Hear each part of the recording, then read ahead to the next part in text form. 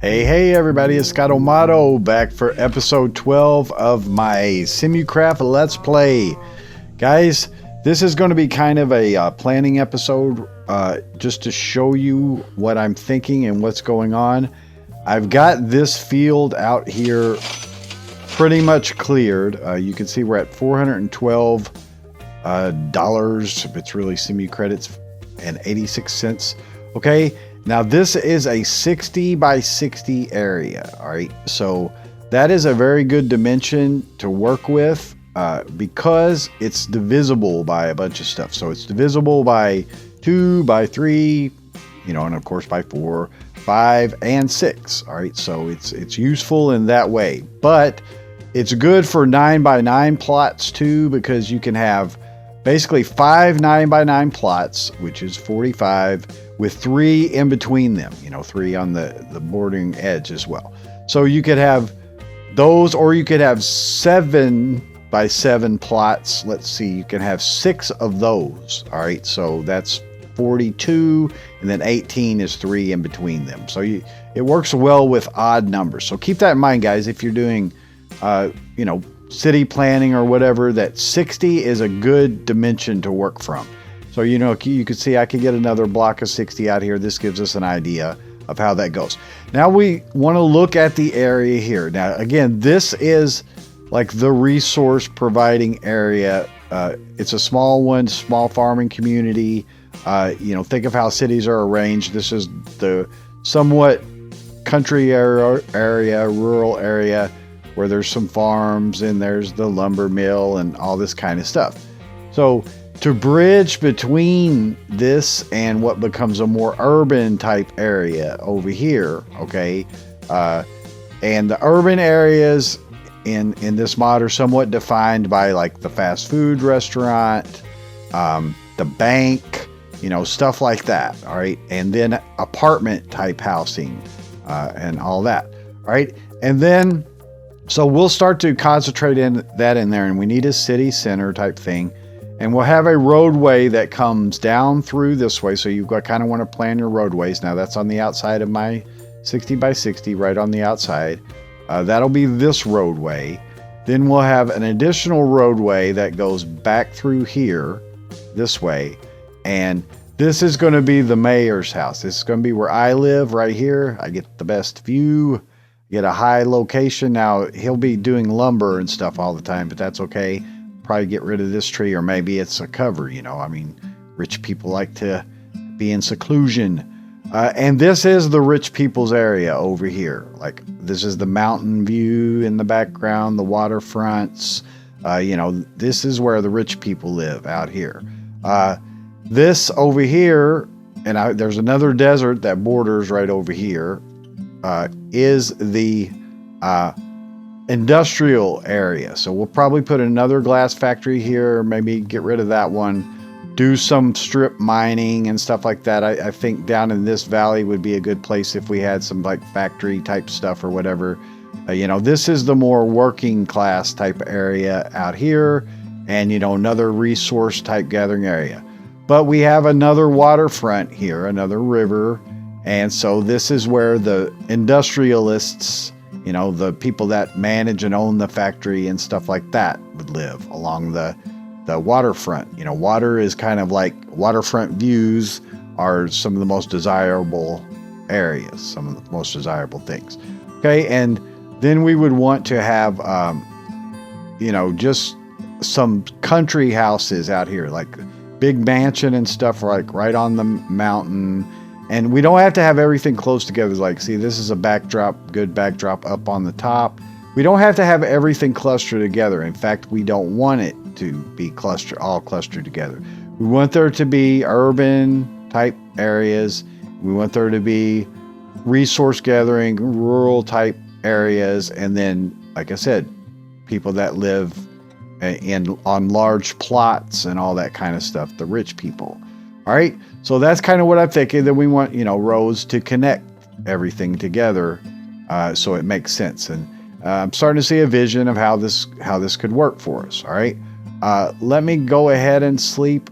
I have some bad news, and that is that our our miner, who I made a security guard, had an untimely accident. All right, and I think it was an ironic accident. Let me get on the ground here. In a halfway safe place, some zombies are coming to visit. Let me just kind of get into an area where I'm left alone a little bit. Man, I want those Endermen, but I'm not going to do it on camera. Let's go up here, maybe. I want to be away from the village a bit.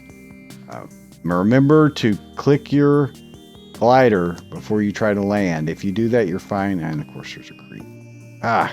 Creep. They don't call them creeps for nothing. All I want to do is get a place where I could just sleep for a second. See, fall damage is real. Oh, it's brutal. So brutal. And, you know, it becomes more so while you're trying to do something.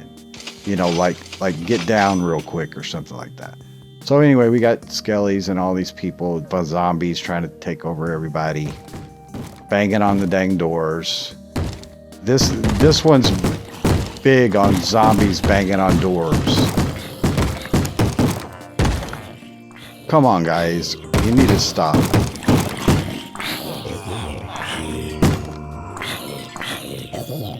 Yeah. Every night there'll be zombies banging on doors. That is a thing. All right, so anyway, that gives us an idea of what we want to do going forward. And so, you know, you need a transition between these areas. So the next thing we're going to look at is building a building called the Merchant. I guess it's Zombies Underground. All right, and the Merchant allows you to trade in resources for other resources. All right, so that's like a trading thing. Then another type of building that you would want would be a courier. All right, the courier is going to move items from the rural area into the city. You know, the farm products and all that kind of stuff into the cities. All right, so that's something that, you know, we're going to want to probably do in this area because we're planning a roadway along here. So, you know, there'll be a roadway, and so those would want to border the roadway but kind of be a bridge in between these two. Then we could have grocery store and stuff like that around this area, I suppose, that serves both communities. And, you know, we'll have more than one grocery store and stuff as we build up. But, you know, say like here's prime real estate for stuff and what have you. So that's kind of what I'm looking at going forward.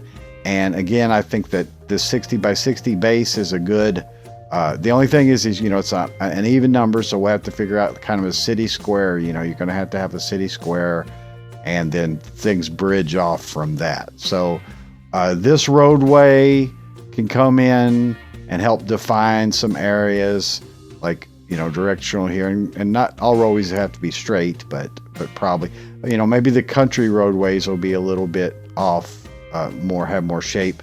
But we wanted to find city blocks, city squares. This is not a huge area to do it, but it's definitely enough to get us started, knowing that we can easily go off into this direction, bridging into the industrial area, and then off into this direction too. Now we have to do more carving, but these will be kind of like upper structures looking down and stuff like that. So, you know, this would be a good place for condos or whatever, you know, stuff like that too. More modern type housing, looking over that. All right. So, one thing I do want to do in this episode is go ahead and try some enchantments. I've had this enchantment table, but I haven't really used it yet. It's a different system. It's a mod called Ritual Enchanting. Okay, and I've mentioned it before, and we set it up over here. All right, in here. And this is a very popular building, so there's always people here. But I have these sensors set up here, and you burn items into it to influence the enchantment. Then if you have enchanted books, you can put these in these book stands, and they need to be the same location that you could normally put a book stand, all right, to influence the type of enchantment that you get. Now this is a sort of regular enchantment table. Like if I took my diamond pickaxe and put it inside of here, then I would be able to get a regular enchantment by waving the magic wand over it. You can see it's level 30 and it says random. Nothing's influencing it. Now I can put books in here and it'll act like an anvil. It'll put those enchantments onto the item, all right? So it's kind of a hybrid thing, and it has its own anvil as well that doesn't have the ability. Yeah, this is a really popular gathering spot right here. So let's get out of here. I mean, look at this. Now she's out patrolling. She's the only one. But yeah, that is a very popular gathering spot. So basically, we want to try to get feather falling, guys. That's like one of the major things because I have died, I think, 3 times now. Oh, and by the way, we were talking about poor Joseph's death, all right? I got a message in chat that said he fell from a high cliff. Has anyone seen my trousers? Now, the only high cliff was I had this ladder down into the mine uncovered. So my guess is that he walked into this, got caught on the ladder, didn't know how to use the ladder, and just fell off of it and died. So he died in his own hole that he dug. Poor guy. And he was a level 6 miner, but he died in the hole that he dug. That has to be it. There's no other cliff or anything around here that would do that. So poor guy, bless his heart. So we do have a new person. It's a girl. Let's see. I can't show employees or whatever. She's not employed. I could when we do something, I could hire her and show you. But she's out. She's way out there somewhere, or at least she was. She's got a house. She might have taken over his. No, she might have taken over his house. That's Belinda. No, Belinda took it over. All right, I don't know. Anyway, let's try to get some enchanting going. But we're kind of getting a busy little spot going here, and that it'll just continue to grow. So I believe it's kind of a guessing game, but the enchanting works by items that you burn related to the enchantment or valuable rare items. All right. So diamonds, ender pearls, blaze powder, you can kind of guess some things. Like for instance, blaze powders probably, flame or whatever, maybe it's fire protection, stuff like that. Feathers, I would say, would be feather falling. That's for sure. I don't know how much influences them. Ender pearl could possibly have something to do with it. Like, flight, travel, movement. Got to kind of think along those lines. Now, I don't have many ender pearls. I did make a diamond chest here. I don't have many ender pearls, so we won't be able to. I've been talking a lot today. So I don't have a lot of ender pearls. I only have 4, so I don't really want to use them for that as a risk. And I do have multiple diamond armor. When you make it, you make more than one and all that. So we'll just try to enchant these. I've gone through some durability on them. So I've done some fighting and stuff in them or whatever. I did get the glowstone and stuff that we needed to make the holographic projector, but I want to try this enchant first off. All right, so we're going to do that. So let's see if we can get a moment to ourselves so we can do our little ritual. But no, this place is busy, busy, busy. So we're going to try a set of diamond boots in the center here. I could again get the random one, but we're going to take feathers and we're going to put it, I guess, yeah, it dumps its inventory like you would expect in each one of these, okay? And hopefully these guys will cheer us on. So that's lit, that's lit, that's lit, and that's lit. All right. Now, hope for the best, guys. Feather falling, please. This is level 30. It's got a 2 beside of it, and I'm not sure what this is. These are symbols, but I don't know what they mean. 2, it's level 2 of something. I don't want the sensors to burn out. FlimFlam. What's FlimFlam? Alright. Alright, guys. I didn't get what I wanted. I'm gonna go pout and cry now. Yeah, FlimFlam. That doesn't sound good. Does it? That sounds like bad. I'm not sure. I'll have to look it up. But I'm not happy.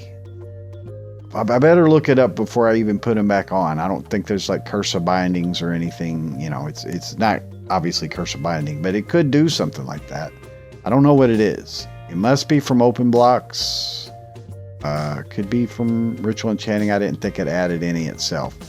But okay, so, you know, feathers wasted, no big deal. These are still protection 4. As long as this FlimFlam thing is not a bad thing, then I'm okay with it. But I'm not going to put them back on for the moment until I know what that means. So again, well, I'll put them in the other case. I've got another set, so it's not a big deal. And I can make them pretty much at will at this point, so it's not a big deal. All right, so let's go ahead then and make that item for the cartographer, which was the projector. So it's yeah, just look at projector, I think. Yeah, it's this height map projector. All right.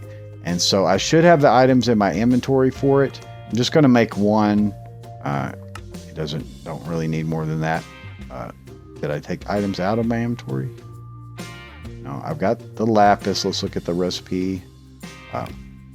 Lapis, 3 redstone, 2 iron, some slabs, glowstone. All right, lapis, 3 iron. I got slabs. Oh, iron. Okay, iron. All right, so let's get 3 iron, and let me go to sleep. Again, I'm not trying to get Ursula killed. She's a married lady. She's our matron, you know, here. So I did get Joseph killed, and I feel bad about that. But he kind of happened to himself. He did it to himself. He should have known about that hole. He dug the hole. So, you know. All right, there's the height map projector, guys. So basically, I also made a tape measure, and that's what I used to measure that out. It's a really cool little item.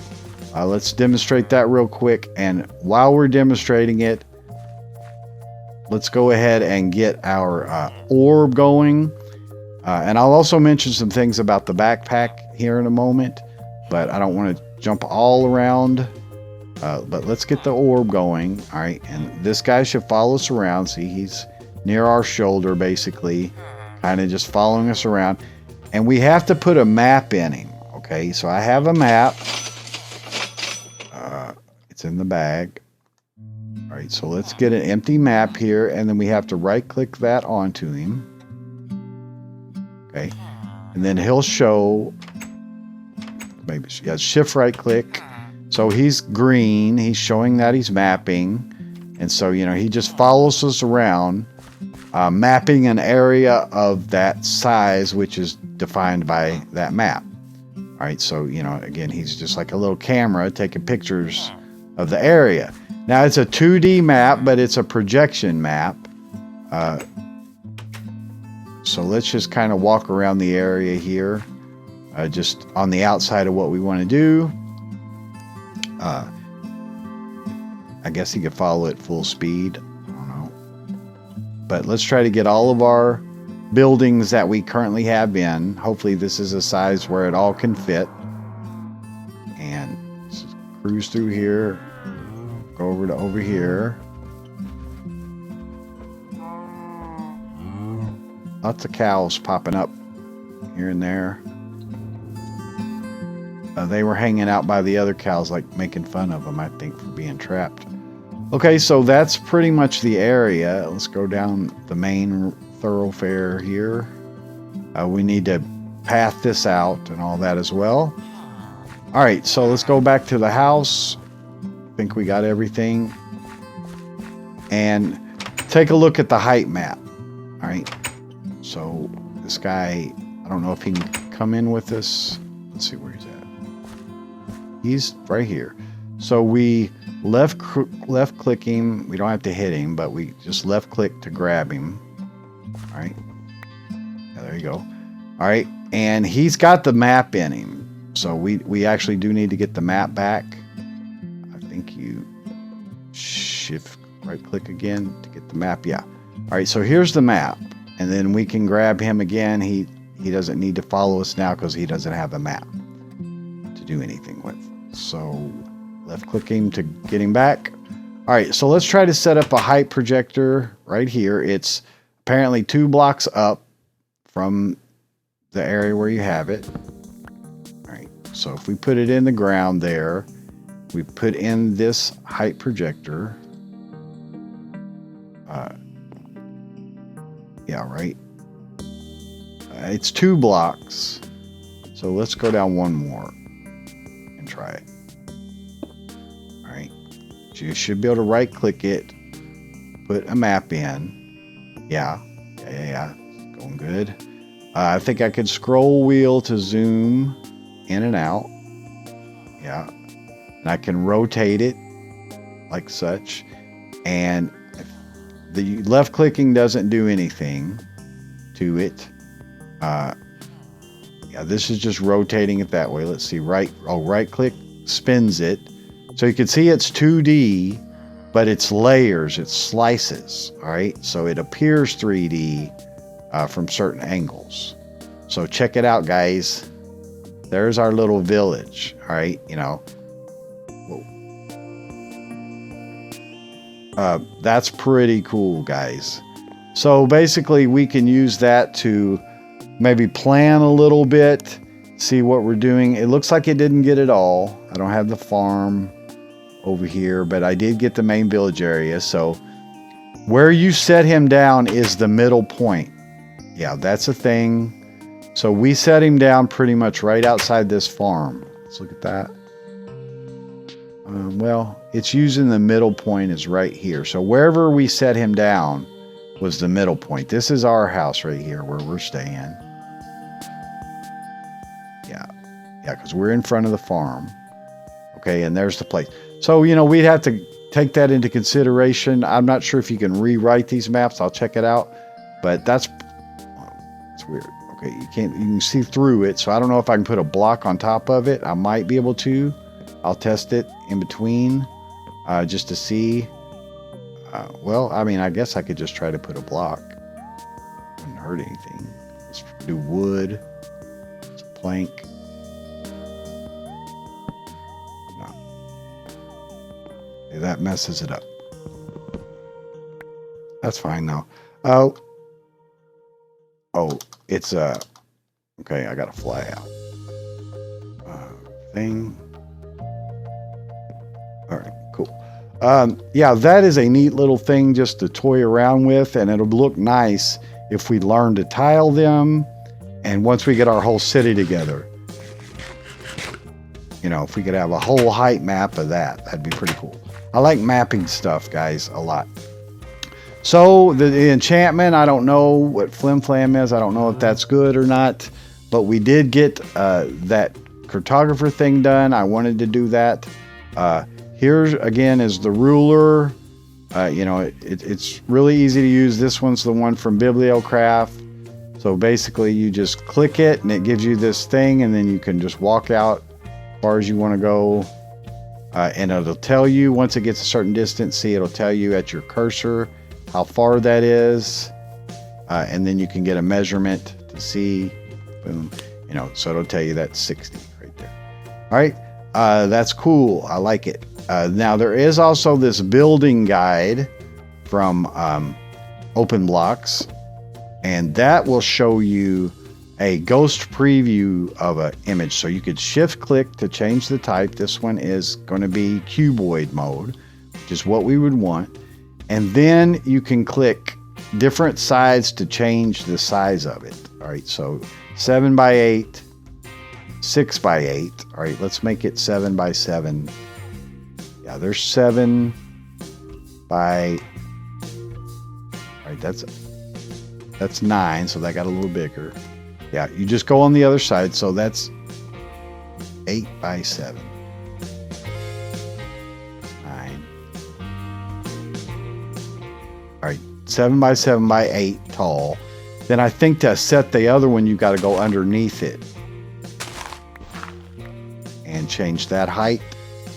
Not that the height is that important in this case, but see, they're 7 by 7 by 7. All right, so that's pretty cool to like lay out our plots if we want to, or just get an idea of how much something's going to consume, or just lay it out to, you know, position it in space. Now, we can't from this do an offset or anything like that. It's wherever the center block is and stuff like that. So that's the thing, but that's a cool little item. I'm enjoying really digging into open blocks. I've of course played it, you know, just as part of packs where, you know, it's a big pack and you just use a little bit here and there. A vacuum chest, for instance.